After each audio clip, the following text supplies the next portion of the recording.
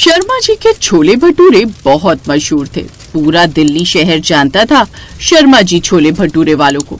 दूर दूर से लोग लाजपत नगर उन्हीं की दुकान पर छोले भटूरे खाने के लिए आते थे। सीमा शर्मा जी की भांजी, जिसकी शादी लाजपत नगर में ही तय हुई थी, आज शर्मा जी की दुकान पर मिलने आई। नमस्ते मामा जी, कैसे हो? बहुत बढ़िया बिटिया, अचानक यहाँ दुकान पर? मामा जी, आप तो जानते हो मेरी शादी यहीं लाजपत नगर में ही तय हुई है। मैंने जब इनको और देवर जी को आपके बारे में बताया तो ये दोनों तो पहचान गए।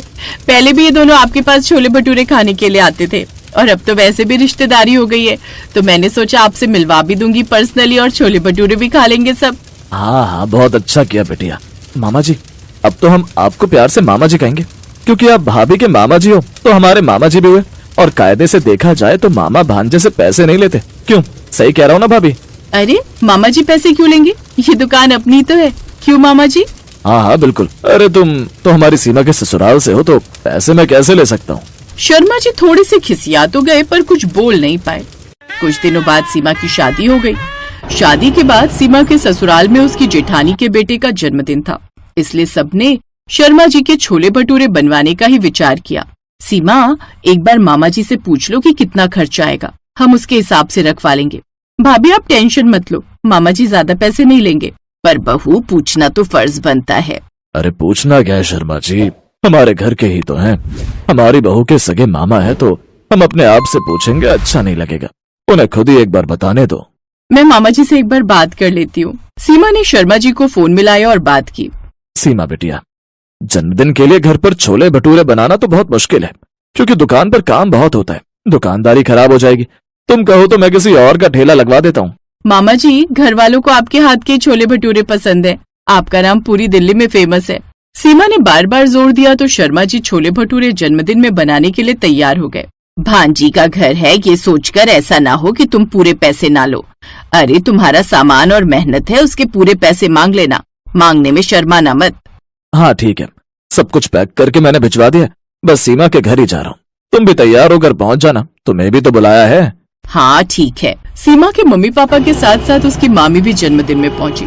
शर्मा जी के छोले भटूरे पार्टी में बन रहे हैं, ये बात सुनकर सभी रिश्तेदार जिनकी आने की भी उम्मीद नहीं थी वो भी पहुंच गए। शर्मा जी के छोले भटूरे का नाम सुना था, आज खाकर भी देख लेंगे।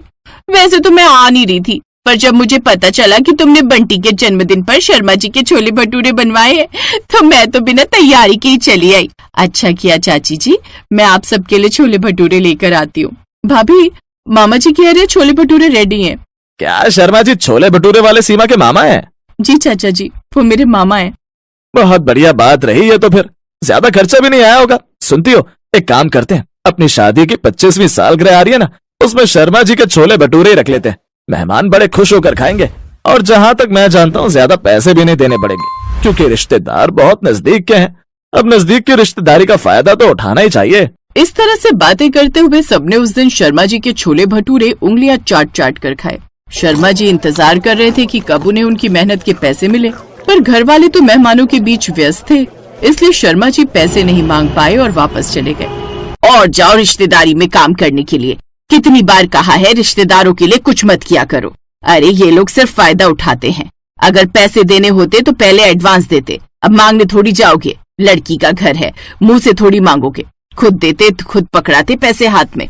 सुबह से तुम लगे रहे छोले भटूरे बनाने में, जरूरत ही नहीं थी हाँ करने की। हाँ, मैं अभी सुषमा दीदी को फोन पर बात करती हूँ, उनकी बेटी में बिल्कुल भी तमीज नहीं है। अरे नहीं सुधा, सुषमा दीदी को कहने की कोई जरूरत नहीं है, हो सकता है भूल गए होंगे मेहमानों के बीच, याद आएगा तो कल परसों में खुद ही दे जाएंगे। शर्मा जी ने पत्नी को चुप करवा दिया, पर अगले कुछ दिनों तक सीमा के ससुराल से कोई भी पैसे देने के लिए नहीं आया। उसी बीच शर्मा जी को सीमा की जेठानी के चाचा ने फोन मिला दिया। नमस्कार शर्मा जी, पहचाना? रचना का चाचा बोल रहा हूँ। उस दिन आपसे मुलाकात हुई थी ना बंटी के जन्मदिन पर। जी जी याद आया, नमस्कार। नमस्कार जी, वो ऐसा है, मैंने आपसे कहा था ना हमारी 25वीं सालगिरह आ रही है, तो उसी के शुभ अवसर में हम एक पार्टी दे रहे हैं अपने खास रिश्तेदारों को। अब रिटायर्ड पुलिस ऑफिसर हैं तो काफी दोस्त और रिश्तेदार आएंगे। हमने बताया था कि आप सीमा के मामा हो, तो सबने कहा अब तो पार्टी में शर्मा जी के छोले भटूरे ही खाएंगे, इसीलिए आपको फोन किया। आप हमारे घर छोले भटूरे का प्रबंध कर सकते हैं। जेठानी के चाचा सुदर्शन की बात सुनकर शर्मा जी थोड़े से कंफ्यूज हो गए, क्योंकि पहले ही सीमा के ससुराल वालों ने उन्हें पिछले काम के पैसे नहीं दिए थे। पीछे से पत्नी जी इशारा कर रही थी कि मना कर दो, पर शर्मा जी अपनी आदत के अनुसार मना नहीं कर पाए। उन्होंने हाँ कह दी। अरे एक बार धोखा खाकर समझ नहीं आया, अब दोबारा फिर रिश्तेदारी के लिए काम कर रहे हो। पछताओगे देखना, ये लोग भी पैसे नहीं देंगे और काम निकलवा लेंगे। शर्मा जी ने रिश्तेदारी के कारण एक बार फिर हाँ कह दी।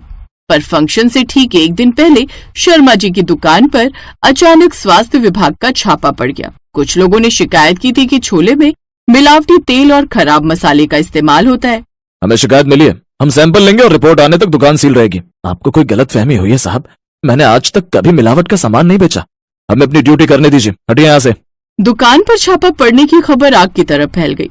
शर्मा जी का चेहरा पीला पड़ गया। इतने सालों की मेहनत एक झूठी शिकायत के नीचे दबती दिख रही थी। मामा जी की दुकान पर छापा पड़ गया, लेकिन कैसे? मिलावट की शिकायत? ये तो सीधे सीधे बदनामी है। Sudarshan ji retired police officer थे। उन्हें बात हजम नहीं हुई।